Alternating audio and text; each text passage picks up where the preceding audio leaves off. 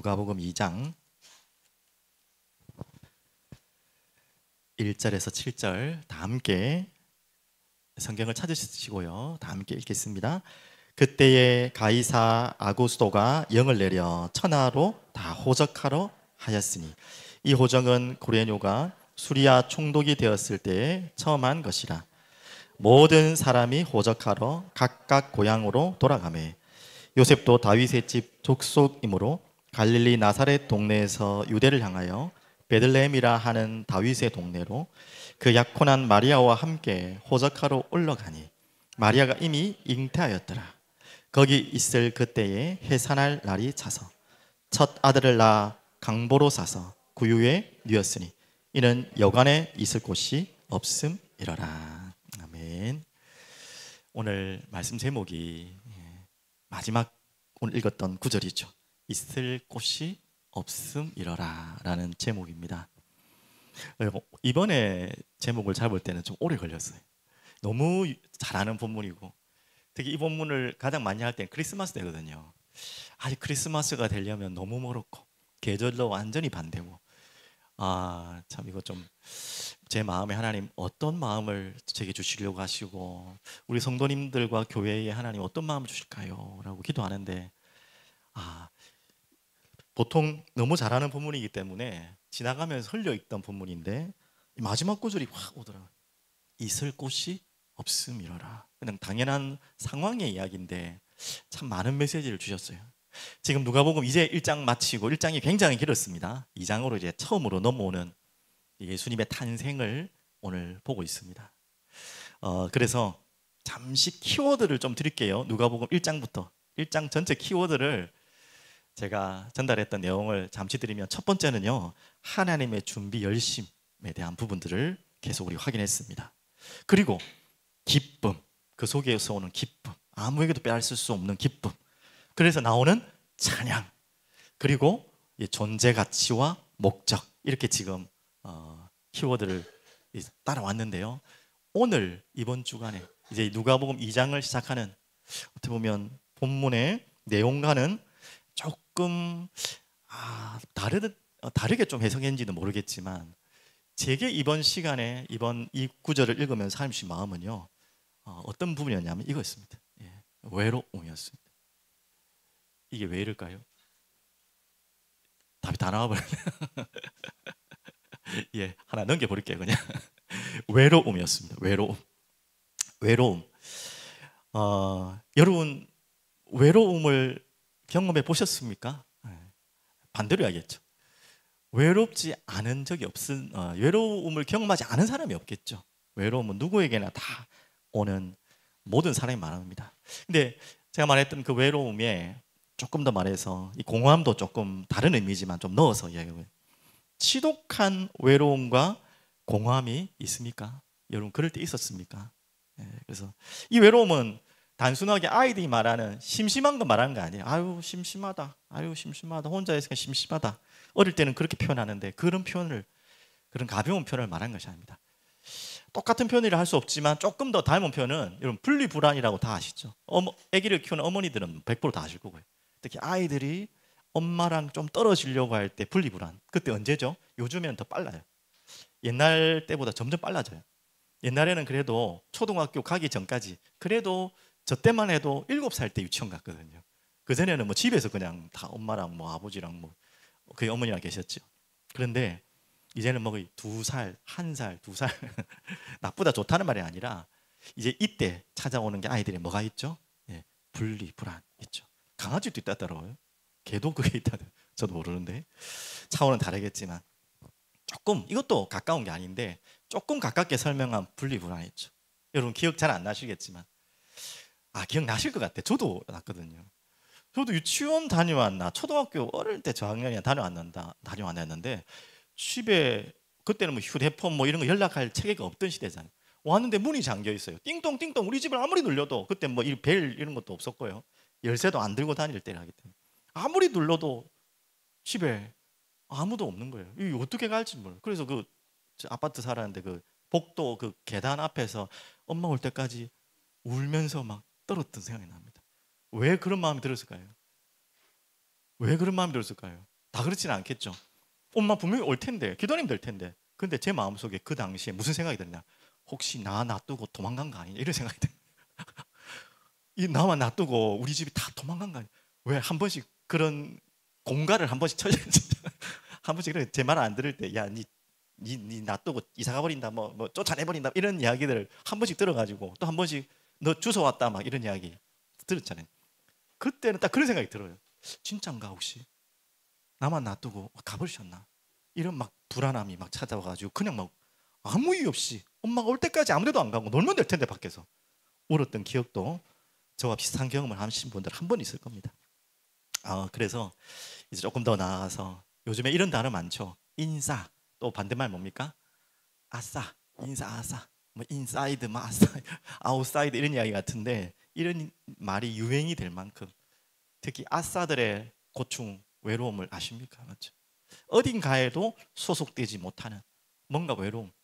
성격 차원도 있지만 저도 좀 아싸의 좀 그런 좀 성격이 좀 그랬어요. 뭐 사람들하고 어울리지 못한 건 아닌데 저 자체가 성격이 좀 아싸 이런 좀 그런 게 있었어요. 그래서 궁중 속에 고독과 외로움. 많은 사람들 안에 있지만 외로운 거 있잖아요. 차라리 혼자 있는 게 편한데 어중간하게 아는 많은 사람이 있을 때 제일 외롭잖아요. 맞죠? 그럴 때 없습니까? 차라리 아무도 모르고 나 혼자 있으면 편해요. 그냥 뭐 아무데나 혼자서 밥도 먹고 하는데 어중간하게 막 그냥 인사만 하는 사이인데 같이 밥 먹으러 갈 사람 없을 때, 그럴 때 있잖아요. 참 애매하게 차라리 아무도 모르면 편해. 그런데 혼자 밥 먹으러 가야 될 때 이런 좀 아싸의 외로움과 경험들을 한 번씩 했을 겁니다. 뭐 그냥 지나가는 거고 웃고 지나갈 수 있지만, 근데 여러분 그런 거 말고 여러분이 성장할 때 외로울 때가 있거든요. 아까 전에 어릴 때 분리불안도 이야기했지만 그런데 나쁘게만 이야기할 수는 없고 좀 다양하게 서로 설명해 볼게요. 정말 외로울 때, 가장 성장할 때 외로울 때가 어떻게 보면요 가장 내면적으로 성장할 수 있는 기회입니다. 저 개인적으로도 이제 사춘기라 그러잖아요. 이럴 때 뭔지 모르게 성격적인 차원이 아니라 뭔가 외로움이 오더라고요. 그래서 그때 제가 많이 읽었던 게 시를 많이 읽었어요. 많이는 아니지만 조금. 그래서 그때 많이 읽었던 시가 뭐 지금도 많이 보지만 류시화 시인의 책들을 좀 많이 봤고요. 고등학교 때. 그러면서 그 외로움을 달래기 위해 영화 보러 막 다니고, 고등학교 때는 혼자서 저 영도에 제가 학교를 다녔기 때문에 남포동, 조금 거리가 그리 멀지 않지만 남포동에 영화관이 쫙 몰려 있잖아요. 혼자서 학교 마치고 영화 보러 가기도 많이 했습니다. 그냥 뭐 어떻게 보면 좀 멋있는 척하러 갔겠지만 제 마음속에는 외로움이 있었던 것 같아요. 많았던 것 같아요. 그러면서 뭐 책도 좀 보게 되고, 그러면서 사색도 하게 되고, 진짜 외로울 때는요 좀 너무 오늘 좀 감성적으로 나가는 것 같은데 하늘에 막 별도 보고, 요즘은 별도 보이지도 않는데 그러면서 막 우주도 생각해보고 별 희한한 생각들을 그때 다 한 것 같아요. 근데 이상하게 지금도 가끔 외로우면 그런 생각이 나요. 하늘에 별도 보고 싶고. 지금 이제 차원이 다르지만요. 그래서 제가 말하고 싶은 거는 이 외로움의 안 좋은 모습들도 있지만 이 외로움이 우리를 또 자라게 하는, 뭔가 성숙하게 하는 좋은 하나의 도구가 될 수도 있다는 것이죠. 혹시 사랑의 시작이 무엇인지 아십니까? 사랑의 시작. 누군가를 사랑하게 되는 시작이 뭔지 아세요? 예전에 뭐라 했습니까? 만남. 독특하다. 근데 그 이전에 이야기할게요. 외로움이. 외로움이 이 사랑의 시작이 될 수 있어요.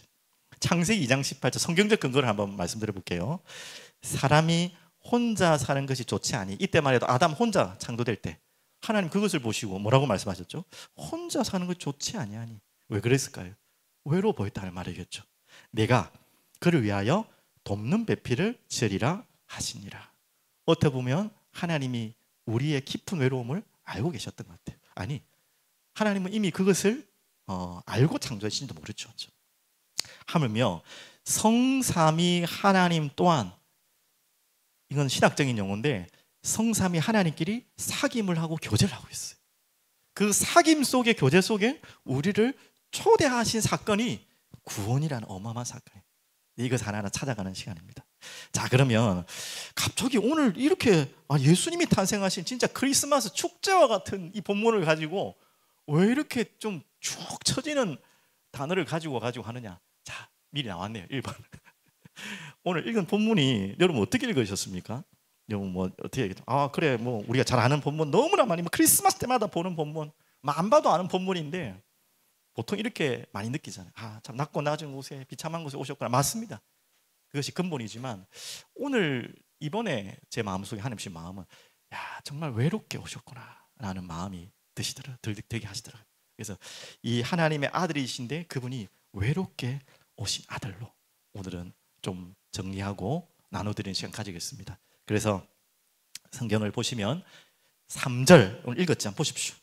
자 1, 2절을 보시면 뭐 가이사 아구스도 옥타비아누스라고 그러더라고요. 영을 내려 천하로다 다 호적하리라 하였으니. 그래서 이 호적을 하는 이유는 이제 뭔가 세금도 걷어야 되고 우리도 뭐 인구조사 한 번씩 하잖아요. 그래서 조사해서 뭐 군사도 뭐 하고 뭐 여러 가지 뭐 이렇게 하기 위해서 이제 자기 과세를 하기 위한 그런 것도 있겠죠. 이 호적은 고레뇨가 수리아 총독이 되었을 때 처음 한 것이라. 그러면서 3절입니다. 그래서 어떻게 됐냐? 모든 사람이 호적하러 각각 고향으로 돌아가매. 그래서 호적하러 어쩔 수 없이 고향으로 간 거예요. 먼 거리입니다. 하지만 어디로 갔다고요? 동사무소로 간 것이 아니라 시청으로 간 것이 아니라 고향으로 가야겠죠. 본적지로 가야겠죠. 그 고향이라는 의미가 무슨 의미입니까? 이제 다음 주 또 여러분 뭐 고향 계신 분들 고향으로 가는 추석 또 명절 아닙니까? 고향의 의미 생각 무슨 생각이 나죠? 반갑고 설레고 가고 싶고 또 거기 가면 막 웃음꽃이 피고 뭐 각자마다 다른 고향의 생각이 있겠지만 대부분의 고향은 좋은 의미잖아요. 그런데 보십시오. 지금 고향으로 돌아갔습니다. 그런데 호적하러 고향으로 돌아가면 축복받고 잔치를 베풀어도 모자랄 판에 그런데 아기를 가진 아내이자 약혼녀를 데리고 고향으로 가요. 얼마나 축복이겠습니까? 여러분도 이제 여자분들 아기 가지고 집에 갈 때 있잖아요. 시댁을 가든 하여튼 뭐 친정이면 더 좋겠죠. 친정에 가실 때 얼마나 이게 기쁩니까? 또 거기에 있는 친척들 가족들이 얼마나 기뻐해 주십니까? 뱃속에 아기를 가져가지고 아니면 아기가 이게 태어날 때 이때 와갔을 때 얼마나 막 좋아합니까? 막 먹을 것도 주고 막 좋아하잖아요. 축하해 주고 그래야 될 분위기인데 지금 전혀 그럴 분위기가 아닌 거예요. 그렇게 안 느꼈습니까? 지금 딴 곳으로 간 게 아니에요. 고향으로 간 거예요. 알아보는 자 관심도 없고 참 설명하기 어렵고 믿어지기 어려운 사실이지만 요한복음 1장 12절 이미 말씀하고 있어요. 뭐라고 했냐? 예수님이 오셨을 때 자기 땅에 오매 자기 백성이 영접하지 아니하였으나 라는 본문이 있잖아요. 분명히 잘 보십시오. 누구 땅에 왔다고요? 자기 땅에 왔어요. 자신이 만드신 이 창조의 세계에 자기 땅에 와 오셨는데 자기 백성이 어땠다고요? 영접하지 않았다는 건 받아들이지 않았다는 말이 아니라 전혀 무시했다는 거예요. 아예 핍박하고 몰아냈다는 거죠. 그렇게 이 하나님의 아들이신 창조주이신 자기 땅에 자기가 오신데 그 왕이 오셨는데 아무도 영접하지 않았다. 오늘 그 이야기입니다. 맞죠? 고향으로 돌아가매 그냥 쉽게 지나갈 이야기 아니죠. 그러면서 보십시오. 이제 5절부터 7절 본격적으로 이 외롭게 오신 아들의 모습이 나오는데요. 5절 한번 보십시오. 자, 그 약혼한 마리아와 자세히 읽어야 됩니다. 좀 생각을 하시면서 함께 호적하러 올라가니 마리아가 이미 잉태하였더라. 자, 아까도 설명했죠. 이 사랑하는 아내를 데리고 그것도 뱃속에 애기까지 데리고 고향으로 갔는데 자, 이제 문제가 있습니다. 뭐라고 했죠?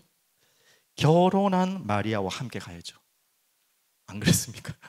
결혼한 마리아와 함께 가는데 약혼한 마리아와 함께 호적하러 올라가. 참 이게 큰일 날 일입니다. 이게 왜 큰일이냐 하지만 이 유대 당시의 결혼 풍습을 알잖아요. 이게 얼마나 큰일인지 이미 저번에 설명한 것처럼 마리아 잉태됐던 그 본문을 설명했던 것처럼 지금 마리아는요 누구한테도 설명할 수 없을 돌에 맞아 죽어도 충분한 조건을 가지고 있어요. 마리아는 마리아 자신이니까 또 그렇고 고향으로 가는데 그 뱃속에 아기를 데리고 가는 아내를 데리고 가는 그 요셉의 심정은 또 어떻겠습니까? 그 심정 또한 진짜 믿음으로 아니까 이렇게 가는 거지. 이게 모든 것을 설명할 수 없는 설명해봐야 못 믿고 안 믿으니까 진짜 이런 억울하고 답답한 그런 심정으로 어떻게 보면 자기가 된 것이 고향으로 가게 된 것입니다. 참 많은 의미를 생각하게 하는 장면이죠. 그러면서 잉태까지 했어요. 6절 보십시오. 이제 그런데 해산할 때가까지 왔어요. 그게 참, 그런데 7절에 일부러 더 표현 같아요. 첫 아들을. 여러분 뭐 첫째 아들, 둘째 아들, 셋째 아들 다 소중하지만 그래도 첫 아들은 다르잖아요. 그래서 우리 특별히 할머니 할아버지가 더 거기에 대한 애정이 특별하잖아요. 예. 더 차별한다는 말이 아니라 첫 아들의 첫 아기에 대한 감격은 또 다르거든요. 맞죠? 그런 소중한 처음 아들을 낳아 어디에 쌓였다고요? 예. 강보로 쌓여 구유에. 여러분 잘 아는 본문이죠. 우리 크리스마스 연극이나 뭐 이럴 때는 뭐 너무 아름답게 뭐 이렇게 뭐 아주 뭐 센치멘탈하게 막 이렇게 꾸며갖고 나왔지만 그 구유가 있는 소가 있는 말이 있는 지금 말이라고 보통 예상을 하지만 말이 있는 그 마구간을 생각해 보십시오. 지금 이 시대에 저 마구간이나 짐승들이 있는 데 가보라니까요.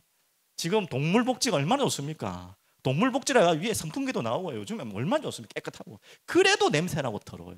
그럼 이 당시에 그 마구간 짐승이 있는 곳이라면 어떤 상상을 못할 곳입니다. 하물며 뒤에 보면 여관이 있을 곳이 없습니다.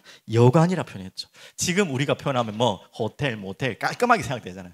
이때 여관은요 사람이 잘 수도 거의 없는 아주 비참한 곳이었어요. 그래서 바울이 왜 많은 지역을 다니면서 집으로 들어갔냐면 또 요한 2서 3서에 보면은 나그네들 또 많은 사람들이 뭐죠? 전도자들, 선교사들이 들어올 때 여관에 잘 머물지 않았어요. 그들이 뭐 이렇게 막 사람 막 오만 데 다 돌아다니는 사람인데 아무데나 못 자는 그런 사람이 아니잖아요, 맞죠? 그런데도 여관에 들을 수 없을 만큼 여관의 주인이 악독한 여인들이 많았고 뭐 이상한 벌레들 이런 걸 말할 것도 없고 차라리 밖에서 자는 게 낫다고 할 만큼 지저분한 게 여관이었어요. 그런데 그 여관까지도 없었어요. 그래서 말구유에 들어가게 된 것입니다. 자, 그러면 한 가지 더. 이거는 제 상상이 아니고 역사학자들의 이야기입니다. 지금 이곳은 그냥 타양의 여관이 아니에요. 고향의 여관이에요. 고향. 그럼 고향 사람들이 있을 텐데 아무리 뭐 다 돌아가셨어도 요셉을 알 텐데 애기까지 낳아야 되는데 아니 여러분 산딸이 다 왔고 이제 언제 놓을지 모르는 긴급한 일인데 아무도 그 아이 하나 받아줄 곳이 없는 거예요. 여러분 이상하지 않습니까? 그때만 해도 유대인 환대법이라는 환대법이 있어요. 이거는 법적으로 유대인 율법입니다. 하물며 지나가는 나그네라도 환대해서 잘해줘야지 하나님께 복 받는다는 법이 있어요. 하물며 고향 사람이 찾아왔고 아기를 가져가지고 왔는데 아기가 놀려고 지금 하루 이틀 하는데 누구도 집에 받아들이지 않고 하물며 여관에 뭐 상상의 하나의 이야기일 수 있겠지만 그 여관 사람들도 독한 사람들이에요. 아니 그날 하루만이라 좀 딴 데 가면 안 됩니까? 맞죠? 애가 지금 태어나려고 하는데 그 여관 주인도 그렇고 뭐 한 사람만 좀 양보해 주면 되잖아요. 그 하루인데 맞죠? 그거 하나도 할 수 없는.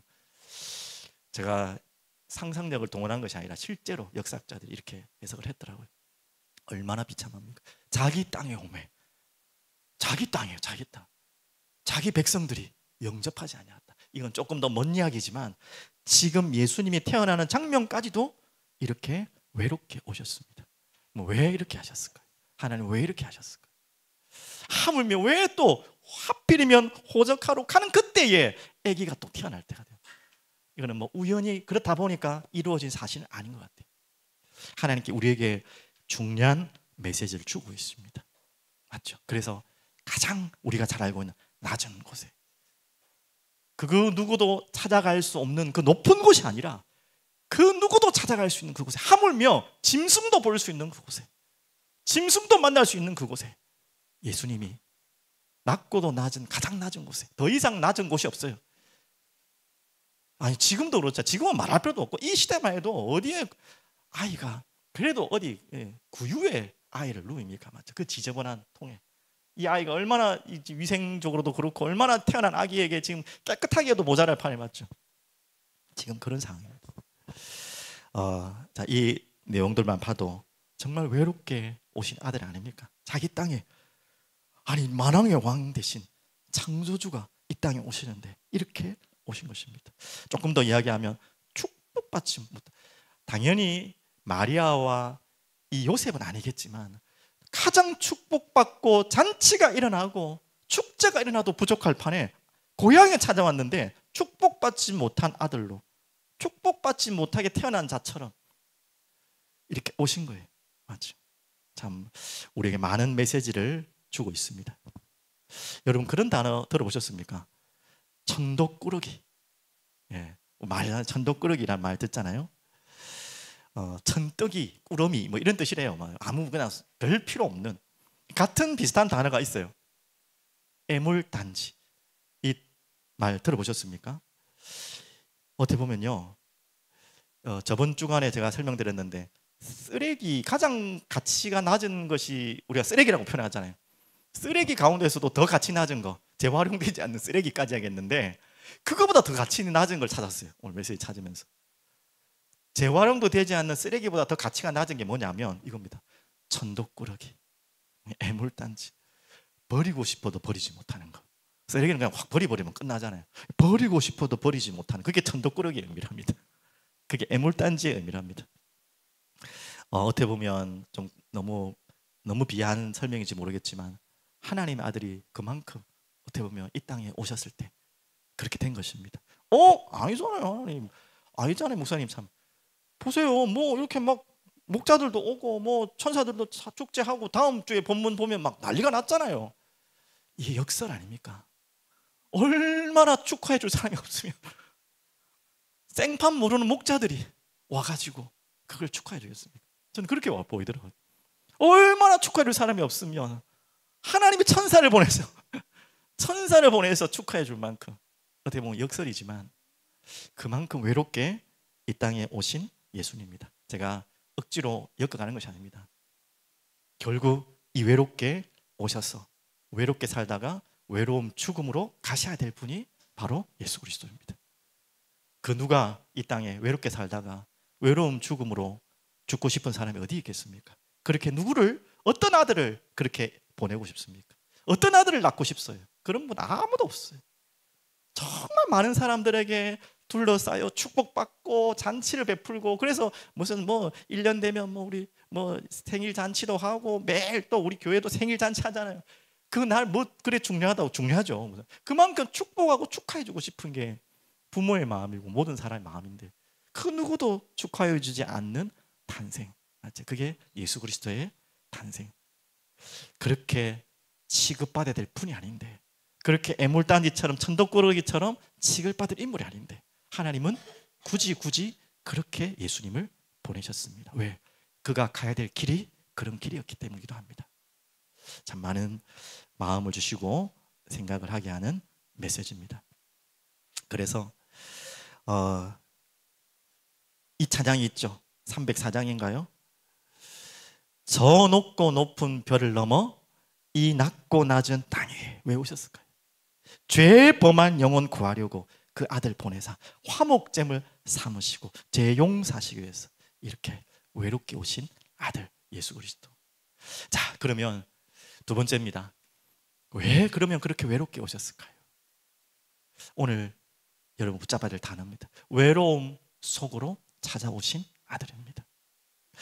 여러분은 안 외로워 보이시는데요, 아까 서론에 잠시 제가 화두에 말씀드린 것처럼 외로움을 지독하게 겪어보신 분 있으십니까?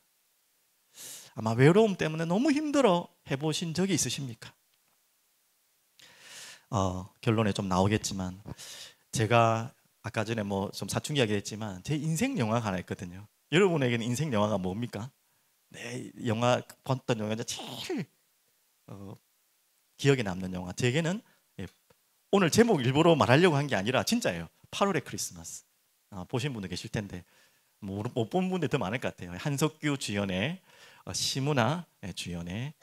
한석규는 오래된 사진관의 사진사입니다. 군산에 있더라고요. 저희 집 사람이 저 고향이 김제라서 군산과 가까워서 거기를 한 번은 꼭 가고 싶었는데 아직 못 가보고 있는데 아직도 세트장에 있답니다. 초원 사진관. 아버지 때부터 물려받은 사진관 다 허물어지는 그 사진관의 사진사예요. 젊은 한 30대. 근데 이 여자는 심은하라고 이제 구청 직원이라 합니까? 이렇게 주차 딱지 하는 그 직원이잖아요. 그러니까 주차 딱지하고 막 카메라 찍어야 되니까 필름 현상을 많이 하겠죠.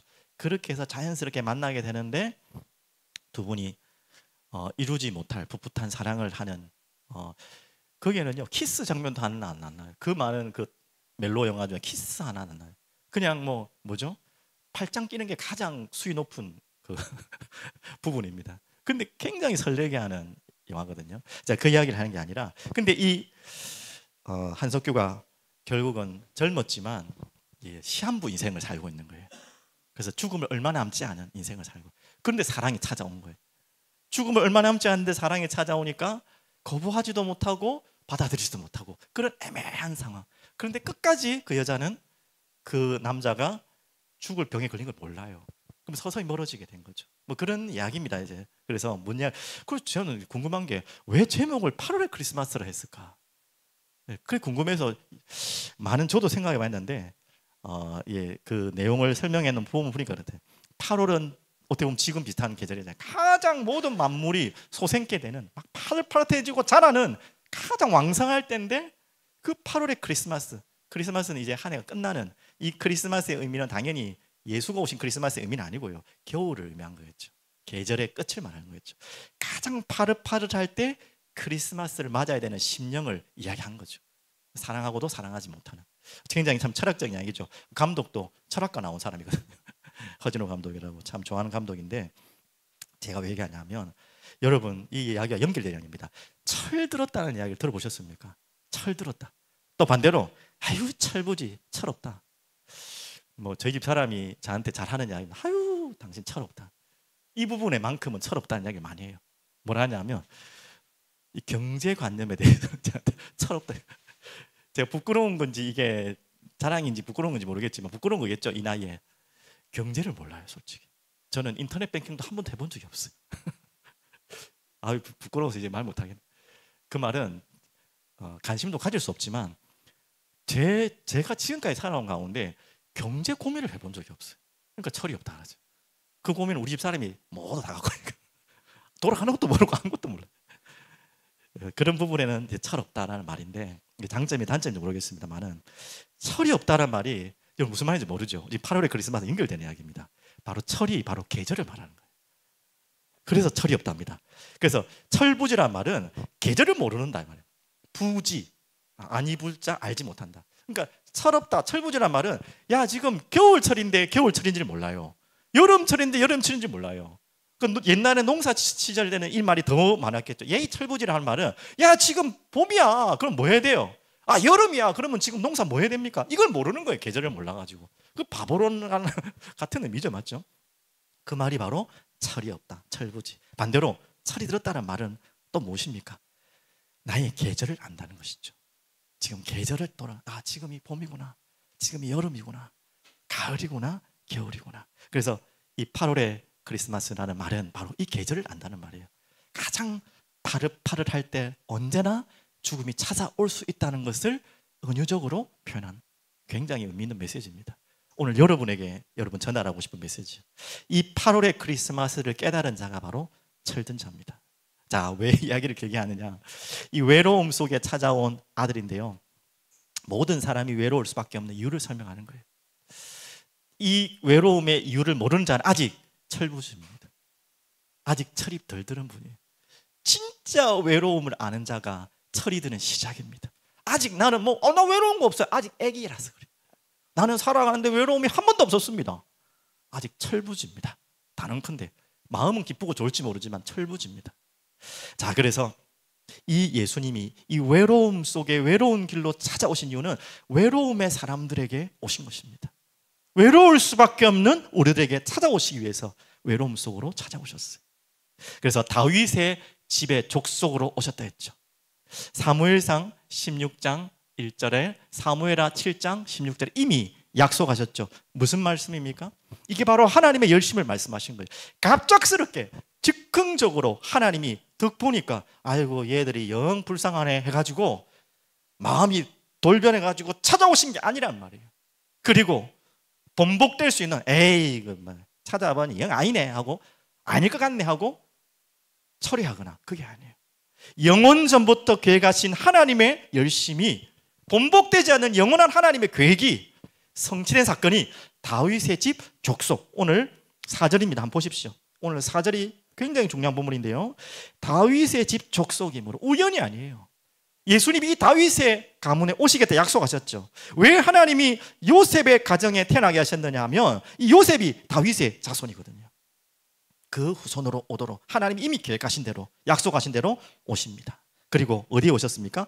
나사렛에서 자랐지만, 그럼 대부분 별일 없으면 나사렛에 태어나는 것이 99%의 비유가 아닙니까? 그 확률 아닙니까? 근데 굳이 그때에 아구스도를 활용하셔서 족보를 뭡니까? 호적을 하도록 해가지고 베들레헴으로 고향으로 가게 하셨어요. 이것 또한 하나님의 모든 계획입니다. 그래서 어디를 향해요?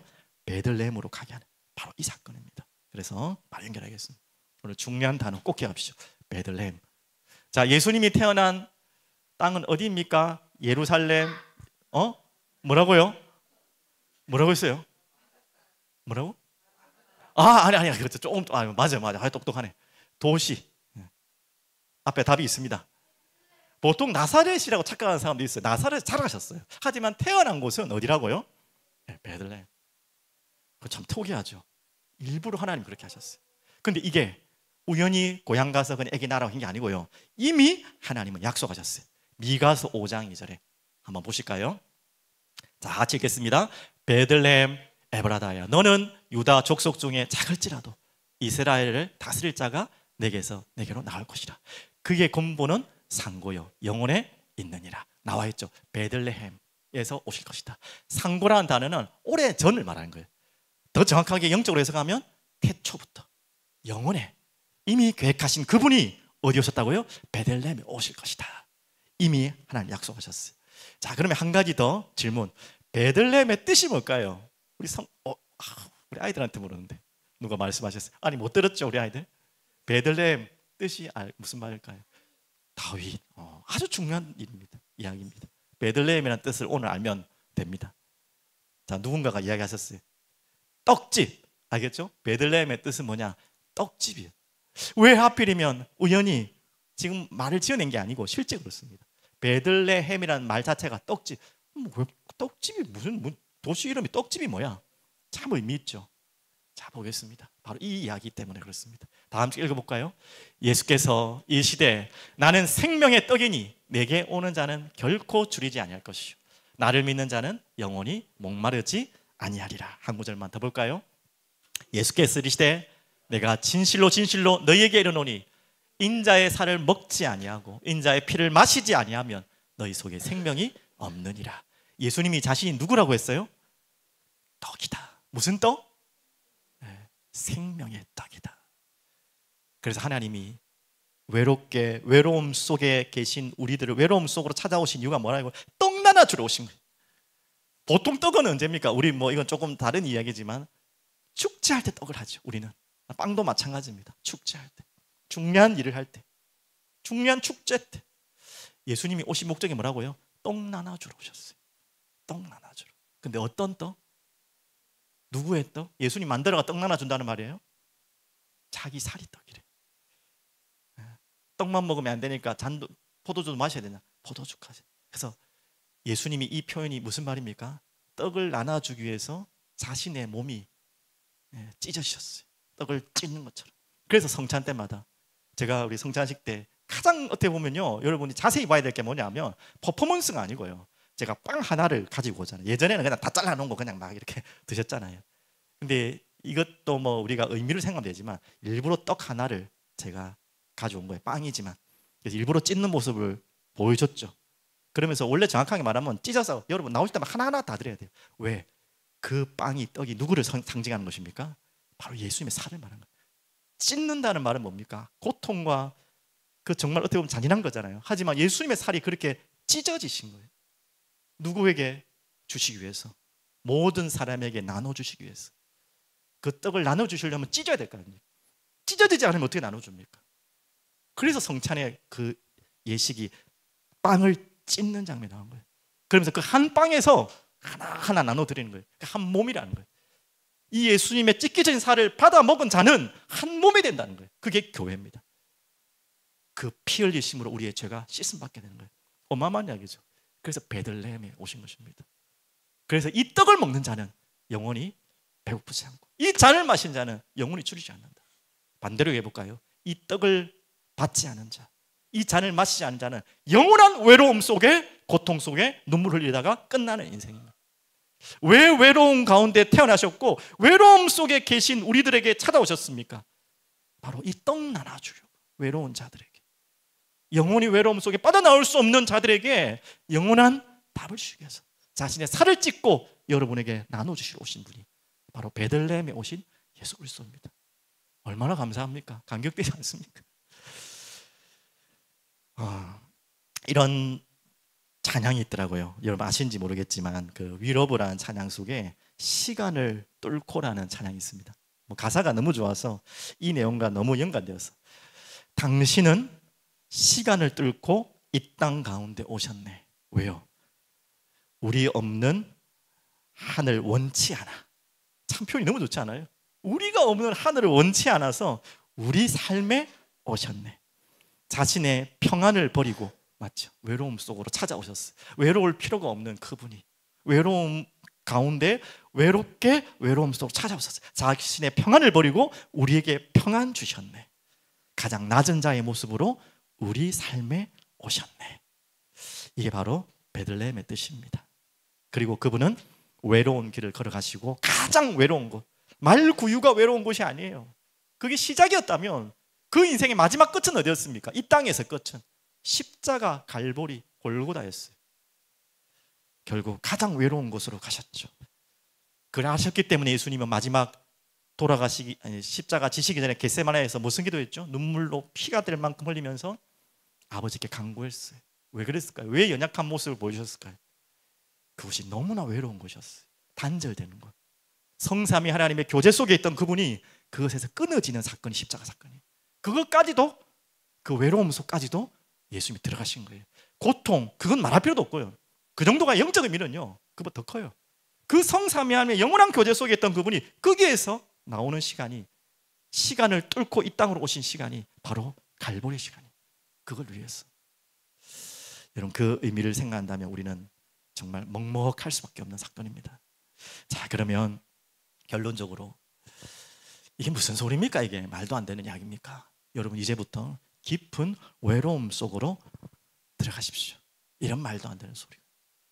혹시 지금 외로움 속에 있습니까? 그러면 여러분요, 지금 가장 중요한 답을 가질 수 있는 시간입니다. 이때 성숙하고 또 주의하셔야 되죠. 무너질 수도 있어요. 엉뚱한 쪽으로. 여러분 답을 가졌기 때문에 이 외로움은 어떻게 보면 좋을 수 있어요. 저도 여러분 이제 그렇지만 비슷할 것 같은데요. 참 요즘 최근에 좀 외로운 때가 많아요.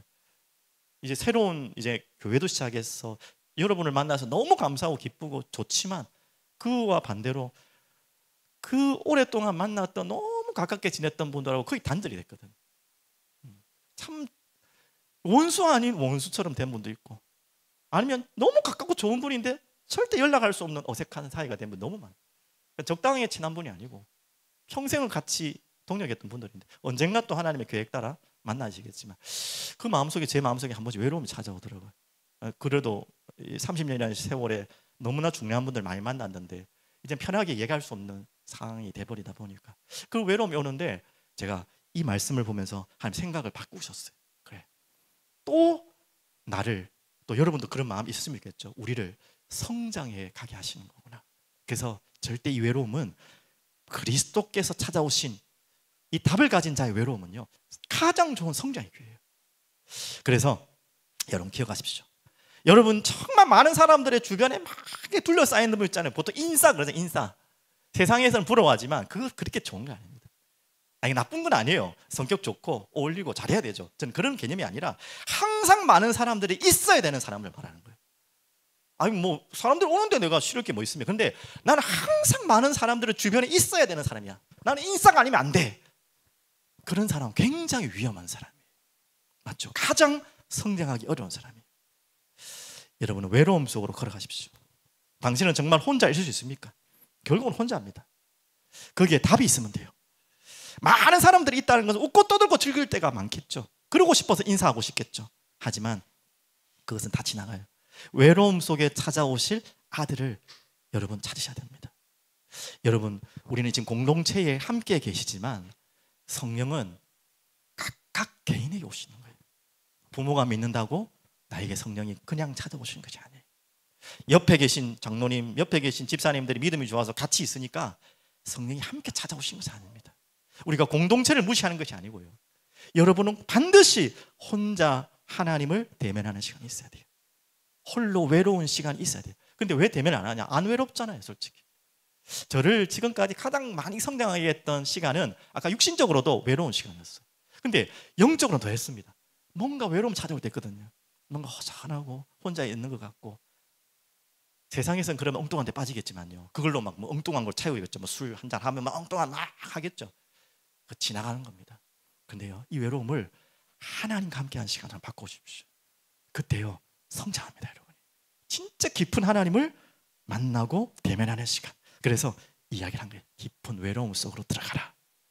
자, 여러분이 이 시간을 찾으십시오. 지금 정말 외롭다. 이것 때문에 외롭다. 아무도 나를 못 알아줘서 외롭다. 너무 축복받고 내가 정말 이거 환영받아야 될 텐데 전혀 그러지 못해서 외롭다.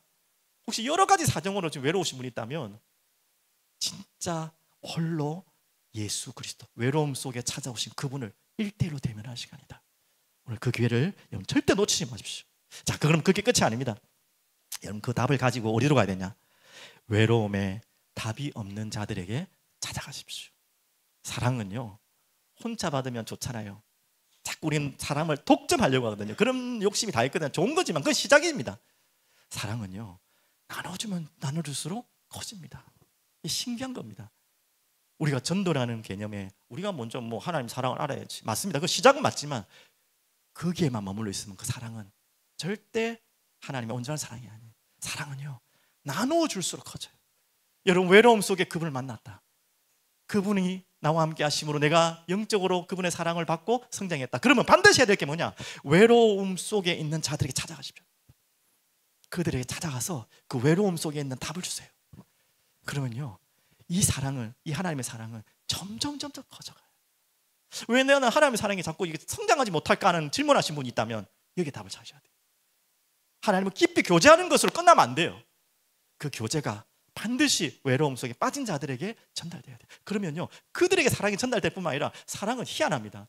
우리는 나누기 하면 없어지는 게 나누기잖아요. 나누면 나눌수록 커져요. 이건 수학 공식하고 달라요. 나누기를 하면 작아져야 되는데 나누기를 할수록 커져요. 이 희한한 사랑의 공식입니다. 그게 바로 예수 그리스도의 떡입니다. 떡은 그래요. 떡은 나눠주면 사라져야 되잖아요. 떡은 나눠주면 없어야 되잖아요. 근데 오병이요, 기적 보셨죠? 왜 떡이 더 많아집니까? 나눠주는데 계속 끊임없이 나요. 그게 하나님의 사랑의 원리입니다. 그게 하나님의 떡은 그래요. 세상의 떡은 나눠주면 없어져요. 그래서 아껴 먹어야 되는데 이 하나님의 사랑의 떡은 나눠줄수록 많아져요. 기가 막히게, 이거는 계산이 안 되는, 공식이 안 되는 원리입니다. 이 한여름에 우리는 크리스마스를 지금 보내고 있습니다. 어떤 연유인지 많은 메시지를 여러분 담으시고, 혹시 외로운 가운데 있는 분들은 이 땅에 오신 그분을 정말로 1대1로 대면하는 그런 시간 되기를 간절히 기도합니다. 우리 하나님께 찬양하기를 원합니다.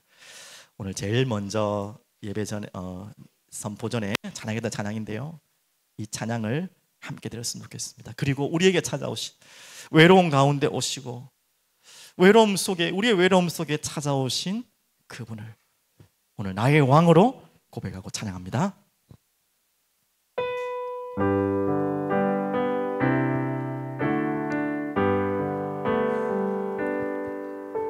이 땅 위에 오신 하나님의 본체, 십자가에 달리사 우리 죄 사하셨네. 하나님이 그를 지극히 높여 모든 이름 위에 뛰어난 이름을 주사 이름 앞에 절하고 모든 입이 주를 시네. 모든 입이 주를 시네. 영광 중에 오실 주를 보리라. 선포해 왕께 만세. 존귀와 위엄을 찬양해. 왕의 왕께 왕의 왕께 만세. 주 예수 하나님, 당신은 영광의 왕, 당신은 영광의 왕, 당신은 평강의 왕, 당신은 평강의 왕, 당신은 하늘과 땅의 주, 당신은 하늘과 땅의 주, 당신은 정의의 아들. 천사가 무릎 꿇고 예배하고, 천사가 무릎 꿇고 예배하고 찬송하네. 영원한 생명 말씀, 당신은 예수 그리스도 주. 호산나 다윗의 자손께, 호산나 다윗의 자손께, 호산나 호산나 불러 왕 중의 왕. 높은 하늘엔 영광을 예수 주 메시아. 호산나 다윗의 자손께, 호산나 다윗의 자손께, 호산나 불러 왕 중의 왕. 높은 하늘에 영광을 예수 주 메시아네. 왕께 만세. 존귀와 위엄을 찬양해. 왕의 왕께 만세. 주의, 우리 왕 되신 주님께 손을 높여 들고 찬양합시다. 왕께 만세. 왕께 만세. 존귀와 위엄을 찬양해.